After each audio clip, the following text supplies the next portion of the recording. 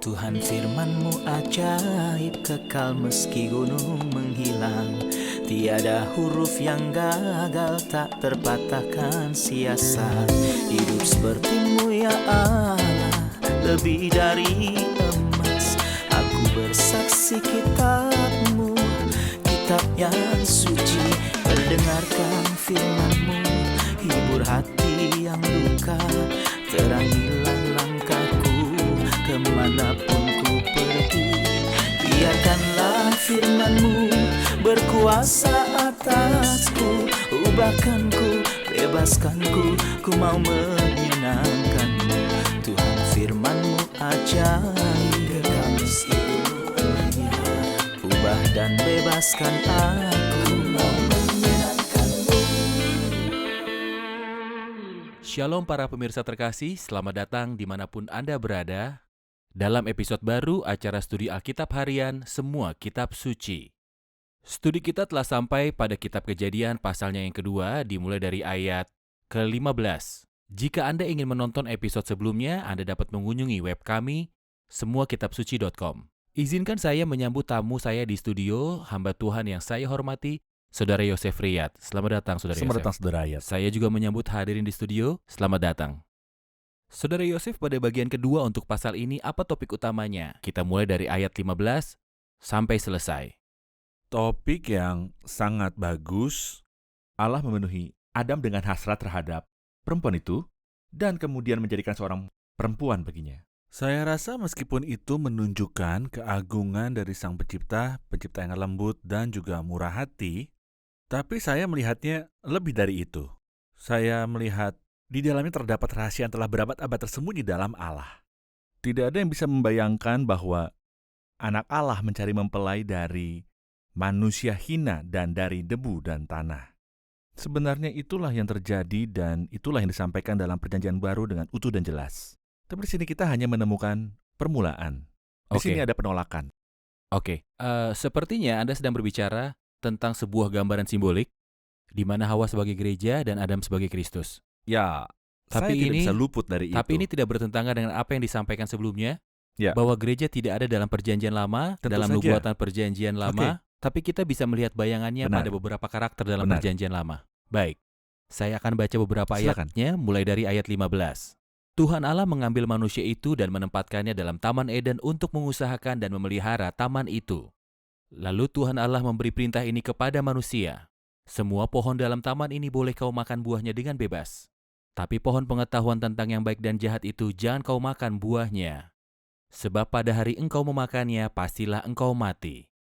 Tuhan Allah berfirman, tidak baik kalau manusia itu seorang diri saja. Aku akan menjadikan penolong sepadan baginya.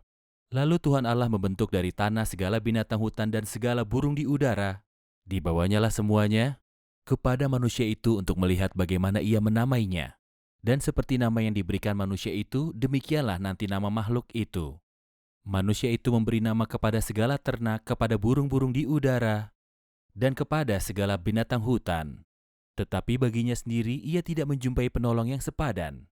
Lalu Tuhan Allah membuat manusia itu tidur nyenyak. Ketika ia tidur, Tuhan Allah mengambil salah satu rusuk daripadanya lalu menutup tempat itu dengan daging. Dan dari rusuk yang diambil Tuhan Allah dari manusia itu, dibangunnyalah seorang perempuan. Lalu dibawanya ke manusia itu. Berkatalah manusia itu, inilah dia tulang dari tulangku dan daging dari dagingku. Ia akan dinamai perempuan sebab ia diambil dari laki-laki. Sebab itu seorang laki-laki akan meninggalkan ayah dan ibunya dan bersatu dengan istrinya, sehingga keduanya menjadi satu daging. Mereka berdua dalam keadaan telanjang, manusia dan istrinya itu, tapi mereka tidak merasa malu. Ayat 15 menjelaskan mengapa Allah menempatkan Adam di Taman Eden. Dari ayat ini, apa tujuan Allah menempatkan Adam di Taman Eden? Untuk mengusahakan dan meliharanya. Sebelum dan- kejatuhan. Sebelum kejatuhan. Artinya tidak ada hubungan antara bekerja dengan kejatuhan. Benar, beberapa orang berpikir bahwa ketika kita sampai di surga, kita akan menganggur. Tidak. Ketika kita membaca kitab Wahyu 20 dikatakan dan hamba-hambanya akan beribadah padanya. Ya, ada ibadah. Tak ada susah payah. Dosa terkait dengan susah payah dalam bekerja, bukan dengan kerjanya. Jadi Anda bisa bekerja dan menikmatinya. Hari ini kita bekerja dan merasa lelah. Dengan Benar. susah payah engkau akan mencari rezekimu dari tanah seumur hidupmu. Ini adalah akibat dari dosa. Benar. Tapi pekerjaan itu sendiri kudus, akan ada pekerjaan dalam kehidupan kekal. Iya, untuk mengusahakan dan memeliharanya. Ya. Kemudian ayat 16 menyatakan mengenai sebuah perintah. Semua pohon dalam taman ini boleh kau makan buahnya dengan bebas. Tetapi pohon pengetahuan jangan kau makan buahnya, sebab pada hari engkau makannya pastilah kau mati. Satu perintah diberikan kepada manusia untuk mengujinya. Jelaskan tentang perintah ini. Saya ingin menyoroti bagian mengusahakannya dan memeliharanya. Memelihara dari siapa? Di mana bahayanya? Di sini Allah menyinggung mengenai ada bahaya kepada Adam. Jagalah, peliharalah. Dari mana bahaya itu akan datang, kita tidak tahu pada pasal 3. Bahwa iblis datang dan menguji manusia. Kemudian dia kehilangan Taman Eden. Allah dari perintah ini ingin membuktikan atau memberitahu Adam, selama kamu tunduk kepadaku, maka seluruh ciptaan akan tunduk kepadamu. Tunduk adalah sebuah syarat. Tunduk bersyarat. Sang pencipta yang menciptakan adalah pihak yang seharusnya memberikan nama. Tapi sebenarnya Allah membuat Adam melakukan ini untuk mengetahui apa yang akan dia namai. Seperti nama Adam, maka jadilah seperti itu. Allah ingin memberitahu Adam bahwa dia mewakilinya. Seperti yang kita pahami dari pasal 1 kemarin, mengenai apa arti ungkapan menurut gambarnya. Menurut gambarnya berarti mewakili, jadi Adam mewakili Allah. Karena itu, Adamlah yang menamai makhluk-makhluk itu. Bukan Allah.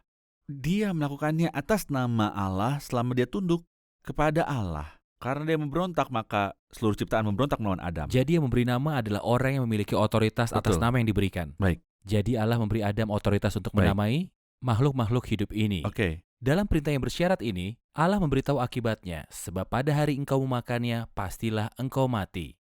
Apa konsep kematian yang dirujuk Alkitab dalam ayat ini? Kematian adalah pemisahan dari Allah selamanya. Karena Allah adalah sumber kehidupan, dalam Dia ada hidup. Maka terpisah dari Allah berarti kematian. Ini adalah kematian rohani atau kematian moral yang mengarah pada kematian secara fisik, yang pada akhirnya membawa kita pada kematian kekal. Artinya ada Ada tiga jenis kematian. Ya. Tepat. Kematian spiritual, perpisahan dari Allah, itulah yang sebenarnya terjadi dengan Adam. Begitu dia mendengar suara Allah, dia menyembunyikan dirinya. Mengapa? Karena dia tidak selaras dengan Allah, dia berdosa. 930 tahun kemudian dia mati secara fisik. Tapi jika bukan karena anugerah Allah, kematian kekal telah menunggunya. Tapi Allah menyelamatkan Adam dari kematian kekal dengan tebusan yang Allah kerjakan baginya. Ya, baik. Selanjutnya, Tuhan Allah membuat manusia itu tidur nyenyak. Allah mulai memberitahu bagaimana dia menjadikan Hawa. Tolong jelaskan cara yang indah ini dalam memunculkan Hawa. Saya ingin katakan bahwa Allah memenuhi Adam dengan hasrat terhadap Hawa, bahkan sebelum Allah menjadikan Hawa baginya. Ketika Adam melihat semua binatang karena dia cerdas, dia memperhatikan bahwa semua binatang dan burung yang dilihatnya adalah jantan dan juga betina. Tapi ia tidak menemukan penolong sepadan dengan dia. Saya ingin kembali lagi ke pertanyaan. Silakan. Yang ingin saya tanyakan, apakah Adam tidak bisa menjalin hubungan dengan makhluk hidup lainnya? Sebenarnya, Adam memiliki dua hubungan, bukan hanya satu. Hubungan dengan Allah yang merupakan hubungan ibadah. Ia berhubungan dengan yang lebih berkuasa. Adam juga memiliki hubungan dengan ciptaan yang merupakan hubungan sempurna utama. Dia berusaha dengan pihak yang lebih rendah. Tapi dia tidak menemukan penolong yang cocok untuk dirinya sendiri. Yang cocok. Dia mencari dengan siapa saya bisa menjalin hubungan. Ya, ada hubungan dengan Allah yang merupakan hubungan penyembahan. Yang indah juga ada hubungan indah lainnya di mana semua makhluk mentaati Adam. Tapi Adam mencari hal lain yang dia mau. Dari derajat yang sama dalam hidupnya. Tepat. Ya, Itulah hasrat yang Allah berikan kepada Adam. Lalu Tuhan Allah membuat manusia itu tidur nyenyak. Ketika ia tidur, Tuhan Allah mengambil rusuk daripadanya. Dibangunilah seorang perempuan, lalu dibawanya kepada manusia itu. Kita belajar dari dua hal ini. Hal pertama yaitu Allah memberikan hadiah terbesarnya saat laki-laki itu sedang tidur. Hadiah terbesar bukanlah Taman Eden, melainkan hadiah itu adalah Hawa. Allah memberikannya pada saat dia sedang tidur dalam Kejadian 15. keturunan. Perjanjian Abraham dibuat dengannya pada waktu ia sedang tidur. Pemberian Benar. Allah yang terbesar seolah ingin memberitahumu tanpa melakukan campur apapun. tangan manusia. Tanpa campur tanganmu, aku akan memberikannya Benar. bagimu. Aku sangat ingin memberinya. Hal kedua, jika Allah mengambil sesuatu, dia akan mengembalikannya 2 kali lipat. Ia mengambil rusuk, memberikannya seorang perempuan. Benar. Apakah manusia kehilangan sesuatu ketika dia memberi kepada Allah atau ketika Allah mengambil sesuatu darinya? Jika Allah berurusan dengan manusia, manusia selalu yang menang. Luar biasa. Kita akan kembali lagi untuk menjawab pertanyaan hadirin.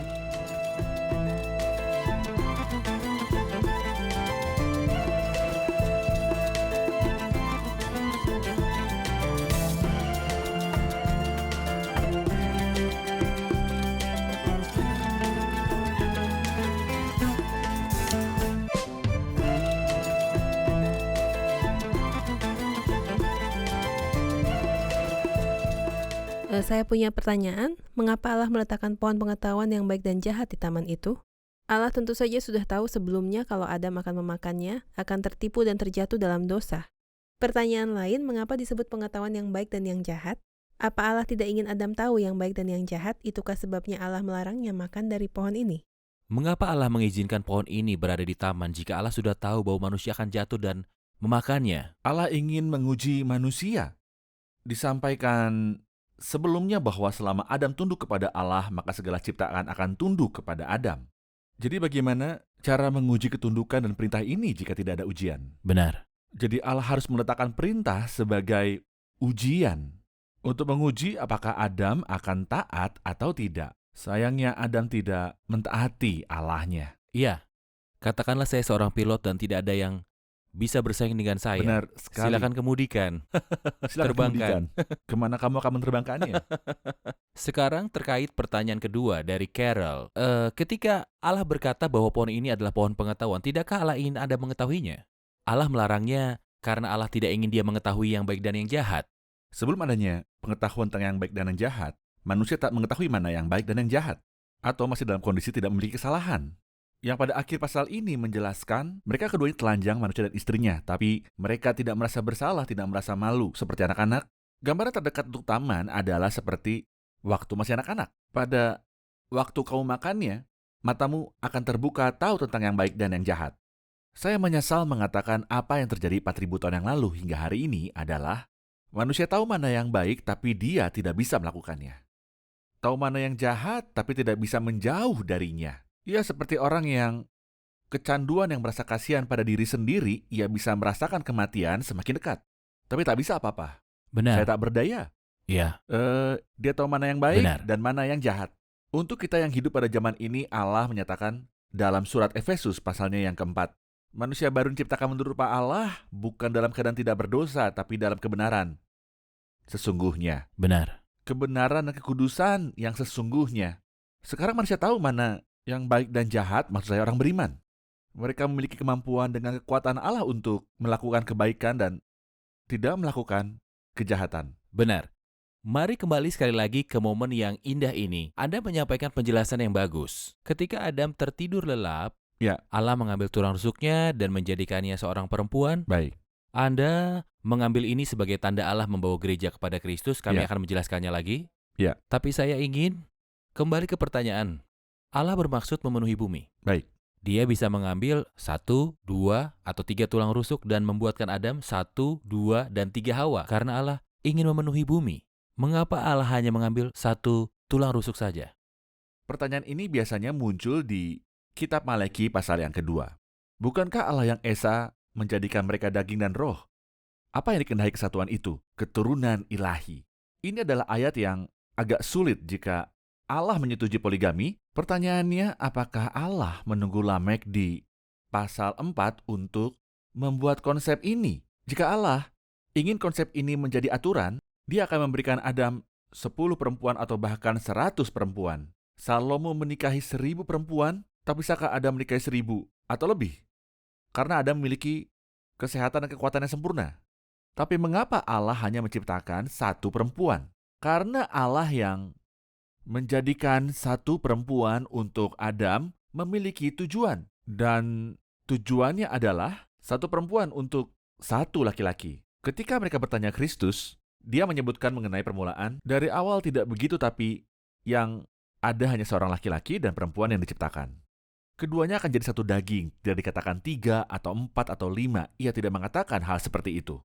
Tapi hanya ada dua hal yang Tuhan mau. 1 laki-laki dan juga 1 perempuan. Itulah tujuan Allah menciptakannya.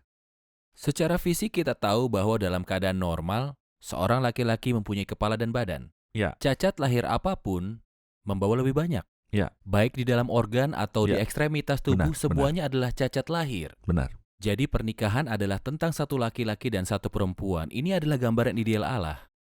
Jika laki-laki mengacaukan komponen dari pernikahan atau mengacaukan kualitas pernikahan, gambaran pernikahan Allah adalah satu laki-laki dan satu perempuan. Dari mana gambaran ini? Dari Alkitab. Iya, dan itu dinyatakan ketika sejak awal Allah menjadikan mereka laki-laki dan perempuan. Mengenai kesamaannya, misalnya hal pertama yang Allah lakukan adalah membuat Adam tertidur lelap. Anda katakan bahwa kisah ini adalah gambaran mengenai Kristus dan gereja. Ya. Dari manakah Anda tahu ini? Dari struktur bahasa misalnya, atau dari struktur kalimat, atau dari kata kerja, atau dari gambaran keseluruhan Alkitab? Sebenarnya, pada bagian ini Alkitab memberitahu bahwa ada gambaran yang indah tentang hubungan antara Kristus dan gereja. Hal ini tidak aneh seperti yang kita temukan pada bagian terakhir surat Efesus 5 yang menggambarkan hal ini dan memberitahu kita bahwa ini adalah rahasia besar. Tapi saya tidak berbicara tentang laki-laki dan perempuan, tentang Adam dan Hawa. Saya bicara tentang Kristus Dan gereja. Ya, Mengenai kesamaannya misalnya, hal pertama yang dilakukan Tuhan Allah adalah membuat Adam tidur lelap. Di dunia ini di mana belum ada kematian, gambaran terdekat dengan kematian adalah tidur. Adam tidur. Allah tak hanya melakukan ini, tapi dia membuka bagian tubuhnya dan mengambil salah satu rusuknya. Sebenarnya bagian tubuhnya Kristus dibuka di kayu salib dan itu memang harus dibuka. Artinya Kristus harus ditusuk hingga darah dan airnya keluar untuk membentuk gereja.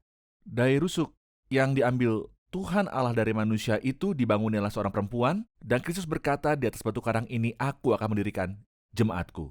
Dikatakan lalu dibawanya kepada manusia Surat itu, Efesus apa artinya? Efesus 5. 5, ia menempatkan jemaat di hadapan dirinya dengan cemerlang. Benar. Namun perbedaannya adalah Adam tidak keluar dari taman. Dia tetap berada di dalamnya. Kristus yang harus sering keluar. Hal kedua adalah Adam tidak merasa sakit atau lelah, tapi Kristus merasakan sakit yang sangat parah di Getsemani, di Golgota, dan dalam sepanjang hidupnya. Ketika Allah membawanya kepada Adam, Adam memanggilnya perempuan. Mengapa perempuan? Karena Hawa diambil dari laki-laki. Dia mengambil namanya dan itulah yang terjadi. Kristus memberi kita namanya. Itulah mengapa dalam surat 1 Korintus 12 ketika dikatakan bahwa tubuh adalah satu dan memiliki banyak anggota, karena sama seperti tubuh itu sekalipun banyak merupakan satu tubuh. Kita menganggap demikian halnya dengan gereja.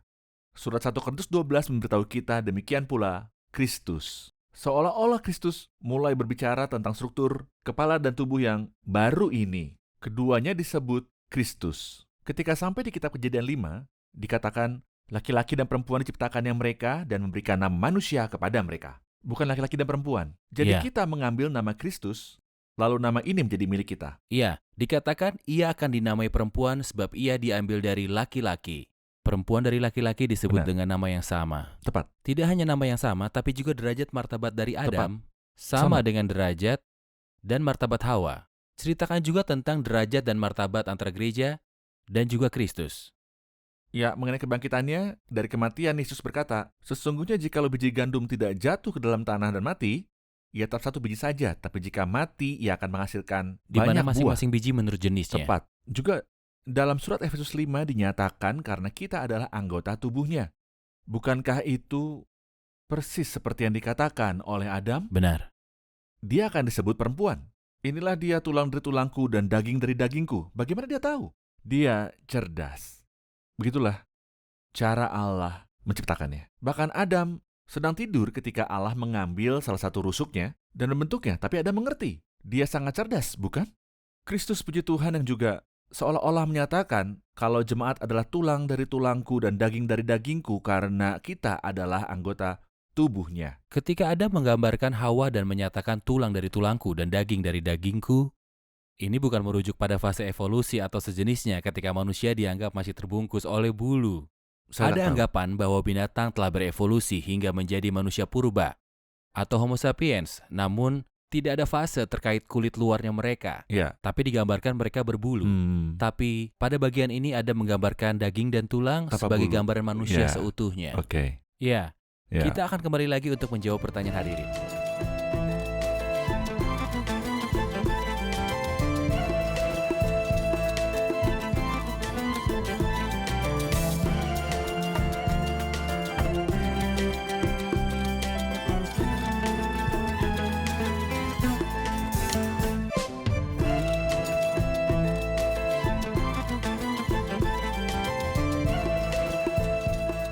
Kami paham bahwa Allah mengambil salah satu tulang rusuk Adam untuk membentuk menjadi seorang perempuan. Bisakah Allah mengambil tulang rusuk lain atau organ lain untuk membuatnya menjadi seorang perempuan? Ya, mengapa Allah mengambil tulang rusuknya? Dia bisa mengambil potongan tulang Adam lainnya dari manapun di tubuhnya. Sebenarnya orang-orang Kristen banyak memikirkan tentang gagasan dan pertanyaan ini sejak berabad yang lalu. Saya membaca tulisan Matthew Henry, tapi saya kira sebelumnya sudah ada. Orang-orang Kristen dan para cendekiawan Kristen menganggap Allah tidak mengambilnya dari kaki manusia karena Allah tidak ingin Adam menginjak Hawa. Atau dari kepalanya karena Allah tidak ingin Hawa menjadi tuan atas laki-laki.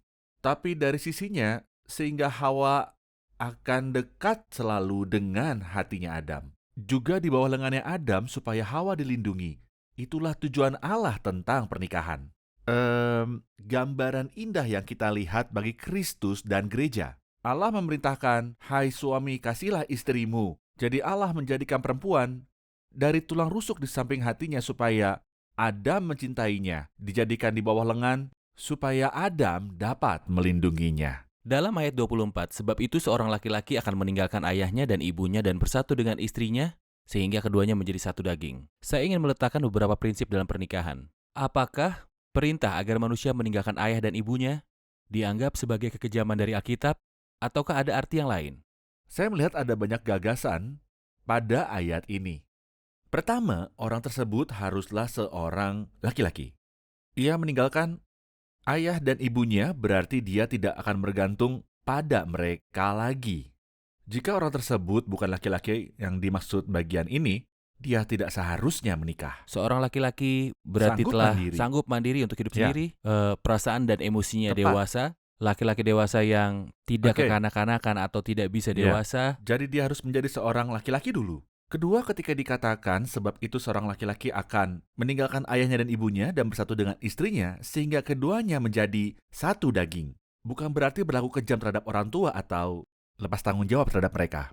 Tidak, Anda harus berada di samping mereka ketika mereka membutuhkan Anda secara finansial, fisik, atau apapun. Anda harus menghormati ayah dan ibu Anda. Ini adalah perintah pertama yang dijanjikan. Yang dimaksud adalah kemandirian emosional Ya, dan kemandirian keuangan, Keuangan. juga mencapai kedewasaan mental. Tepat Kemudian mandiri dan menemukan sebuah rumah. saya kira ketika Alkitab mengatakan ayah dan ibu yang dimaksud adalah hubungan yang paling dekat. Maksud saya telah hidup selama bertahun-tahun. Siapa orang yang paling dekat dengan saya? Ayah dan ibu saya, bukan? Allah ingin menyatakan bahwa hubungan perkawinan lebih sakral, bahkan diutamakan. Di Taman Eden tidak ada ayah dan ibu, tapi hanya ada laki-laki dan perempuan. Ini meninggikan pernikahan. Saya tidak bergantung pada ayah dan ibu saya. Kami dapat terpisah satu sama lainnya kapanpun. Tapi untuk pernikahan, pria melekat pada istrinya. Sayangnya, beberapa orang karena menjauh dan juga menyimpang dari ajaran Alkitab yang agung dan sulit diajarkan, pernikahan dianggap seperti kontrak. Kita banyak mendengar tentang orang yang membuat kontrak menikah untuk 1 hari. Selembar kertas untuk menyatukan Kertas dan untuk menyatukan memisahkan. mereka hanya supaya ketika polisi mencoba menangkap, mereka tidak dianggap bersalah. Hal yang sangat memalukan. Ini bukan kontrak, tapi perjanjian. Sehingga mereka bukan lagi dua, melainkan satu daging. Alkitab mengatakan apa yang telah dipersatukan Allah tidak boleh diceraikan manusia. Pernikahan menjadi tidak berharga Benar. saat ini. Pernikahan bisa terjadi karena alasan apapun. Alasan apapun. Bertentangan dengan firman Tuhan. Semua manusia yang menyalahgunakannya akan dihakimi ketika mereka berdiri di depan penghakiman Kristus. Pada posisi pertama terkait syarat membentuk sebuah keluarga. Jelas bahwa Allah menempatkan Adam di taman dan menyediakannya sebuah rumah. Ya. Dan memberinya pekerjaan Ya. untuk mengusahakan dan memelihara Baik. bumi. Adam memiliki tempat tinggal. dan pekerjaan. Ya. Kemudian Allah memberinya seorang perempuan. Siapapun yang tiba-tiba memutuskan untuk menikah tanpa memiliki pekerjaan atau rumah, bertentangan dengan kebenaran ini. Urutan yang benar adalah orang itu harus laki-laki dewasa, memiliki pekerjaan dan penghasilan untuk membiayai hidupnya, kemudian memiliki rumah, barulah dia bisa menikah. Yang terakhir, dikatakan keduanya menjadi satu daging. Apa maksudnya? Keduanya menjadi satu daging. Tidak ada yang ketiga? Saya tidak dapat membagi tubuh saya menjadi dua bagian dan menempatkannya. Itu tidak mungkin. Itu tidak mungkin. Allah ingin mengatakan bahwa hubungan yang didirikan ini adalah hubungan satu daging. Tidak mungkin. Tidak diperbolehkan. Jika saya marah, lalu Berpisah. saya bercerai, seharusnya Benar. tidak seperti ini. Ini adalah bentuk pengabaikan langsung terhadap firman Tuhan, terhadap Sang Pencipta, yang dalam pasal mengenai penciptaan, pasal 1 dan 2, telah menciptakan mereka laki dan perempuan. Ketika dikatakan aku akan menjadi penolong baginya, beberapa penafsir menyatakan bahwa pernikahan dibuat di surga. Mari kita katakan bahwa satu daging tidak dapat dipisahkan, Tak dapat dipisahkan. tidak dapat ditambahkan. Tidak bisa. Tak terpisahkan, Tak yang bisa. berarti orang tersebut dapat berpisah Tidak dengan bisa. pasangannya. Tak tertambahkan bahwa orang tersebut dapat dari memiliki satu. lebih dari Tidak satu mungkin. pasangan, satu daging dan juga satu kepala. Keduanya ini membuat sebuah kesatuan. Benar? Terima kasih Oke. Saudara Yosef. Tuhan memberkati. Kita akan rangkum bersama para hadirin di studio. Apa yang Anda pelajari di episode ini? Allah memberikan hadiah terbesarnya saat manusia sedang tidur seperti yang telah Allah lakukan pada Adam dan memberikan Hawa padanya seperti yang terjadi pada Abraham. Saat Allah membuat perjanjian dengannya saat ia sedang tidur, layaknya Allah menganugerahi kita keselamatan tanpa perlu usaha kita. Jika Allah mengambil sesuatu dari manusia, dia akan menggandakannya seperti ketika Allah mengambil tulang rusuk Adam dan memberinya Hawa. Benar. Allah mengambil salah satu tulang rusuk Adam dan membuatnya menjadi Hawa. Jika itu dari kepalanya laki-laki, perempuan akan memiliki otoritas atas laki-laki. Jika dari kakinya, ia akan menginjak-injak perempuan. Tapi Allah mengambilnya dari sisinya agar Hawa bisa dekat dengan hati perasaan dan emosinya. Iya. Hubungan antara Adam dan Hawa adalah gambaran besar dari hubungan antara Kristus dan gereja. Adam tidur jadi ia mendapatkan Hawa. Kristus mati sehingga ia mendapatkan gereja. Tubuh Adam dibuka dan tulang rusuk diambil darinya. Tubuh Kristus ditusuk dengan tombak. Adam menganggap Hawa sebagai tulang dari tulangnya dan daging dari dagingnya. Karena gereja adalah tubuh Kristus, maka kita juga dari dagingnya dan dari tulangnya. Terima kasih, Tuhan memberkati. Tuhan memberkati Anda, Tuhan Saudara memberkati. Yosef. Pemirsa terkasih, saya akan memberikan gambaran yang indah untuk mengakhiri episode ini. Ayat yang ke-22 menyatakan tentang Hawa. Dari rusuk yang diambil Tuhan dari manusia itu dibangunnyalah seorang perempuan, lalu dibawanya ke manusia itu. Berkatalah manusia itu, inilah dia tulang dari tulangku, daging dari dagingku. Ia akan dinamai perempuan sebab ia diambil dari laki-laki. Banyak yang telah dibayar Kristus di kayu salib untuk dapat membangun gerejanya. Kristus tidak menampilkan gambaran cinta yang palsu, tetapi dia menampilkan gambaran cinta yang sejati ketika dia mengorbankan dirinya di kayu salib. Dalam Kristus, Anda dibawa dari keluarga Adam yang jatuh dalam dosa menuju keluarganya Allah. Anda akan menjadi anggota tubuh Kristus, menjadi kesatuan yang dihormati, yaitu gereja Tuhan. Pemirsa terkasih, sampai jumpa di episode yang akan datang. Tuhan menyertai Anda.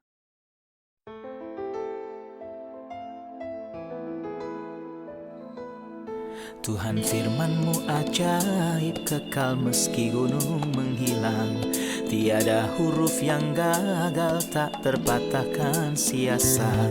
Hidup seperti-Mu ya Allah, lebih dari emas. Aku bersaksi kitab-Mu, kitab yang suci. Mendengarkan firman-Mu, hibur hati yang duka. Terangilah langkahku kemanapun ku pergi. Biarkanlah firman-Mu berkuasa atasku. Ubahkanku, bebaskanku, ku mau menyenangkan-Mu. Tuhan firman-Mu ajaib, ubah dan bebaskan aku.